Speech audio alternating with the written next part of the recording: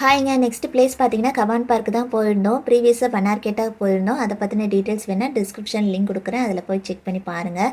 என்னை பொறுத்த வரைக்கும் பனார்கேட்டா கொஞ்சம் காஸ்ட்லி மாதிரி தாங்க எங்கள் ஃபேமிலிக்கு தெரிஞ்சுது. நாங்கள் கொஞ்சம் பட்ஜெட் ஃப்ரெண்ட்லியாக இருக்கிற ட்ரிப்ஸ் மட்டும் தான் போவோம்.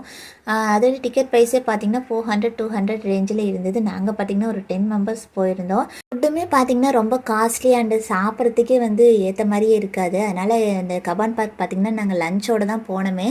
லஞ்ச் எடுத்துகிட்டு போகும்போதே நாங்கள் யோசிச்சுட்டு தான் இருந்தோம், என்னடா நம்ம வேறு ஊர் சைட்லேருந்து வந்திருக்க மாதிரி தெரியுமோ, லஞ்செல்லாம் கொண்டு வந்து சாப்பிட்றாங்க அப்படிங்கிற மாதிரி பார்ப்பாங்களோ அப்படின்லாம் நினச்சிட்டு போனோம். ஆனால் அங்கே போய் பார்த்தா தாங்க தெரியுது, சாப்பாட்டிலேருந்து பாய் தலைவணிலேருந்து விளையாட்டுக்கு தேவையான திங்ஸ்லேருந்து எல்லாமே எடுத்துகிட்டு வந்திருந்தாங்க.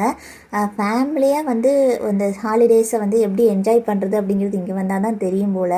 ஏன்னா நம்ம வீட்டுக்குள்ளாரே டிவியை பார்த்துட்டு செல்லை பார்த்துட்டு டைம் ஸ்பெண்ட் பண்ணிகிட்டு இருப்போம். ஆனால் இங்கே பார்த்தோம்னா ஃபுல்லாகவே நிறைய ஃபேமிலிஸ் வந்திருந்தாங்க. எல்லாருமே அவங்கவுங்களுக்கு தேவையான திங்ஸு எடுத்துகிட்டே வந்துட்டாங்க. மார்னிங் ஈவினிங் வரையும் இங்கே ஜாலியாக டைம் ஸ்பெண்ட் பண்ணலாம் அப்படிங்கிற மாதிரி தான் இருந்துச்சு. ஃபுட்டை கொண்டு வந்துட்டோம்னா அதை பார்க்கறதுக்கே கொஞ்சம் நல்லாவே மைண்ட் ரிலாக்ஸாக இருக்குன்னு வைங்களேன். ஃபுல்லாகவே ஒரு மாதிரி க்ரீனிஷாக அவங்கவுங்களோட ஃபேமிலியோட என்ஜாய் பண்ணுறது அதெல்லாம் பார்க்குறதுக்கே ரொம்பவுமே நல்லா இருந்துச்சு. அதுலேயே பார்த்திங்கன்னா ஒரு குன்று மாதிரிலாம் இருந்தது. அது மேலே ஏறி எல்லோரும் விளையாண்டுருந்தாங்க. குழந்தைகளுக்குன்னு தனியாகவே பார்க் இருக்குங்க. அதோட டிக்கெட் ப்ரைஸும் பார்த்திங்கன்னா அஃபோர்டபுளாக தான் இருந்தது. அதை நான் நெக்ஸ்ட் வீடியோவில் போஸ்ட் பண்ணுறேன்.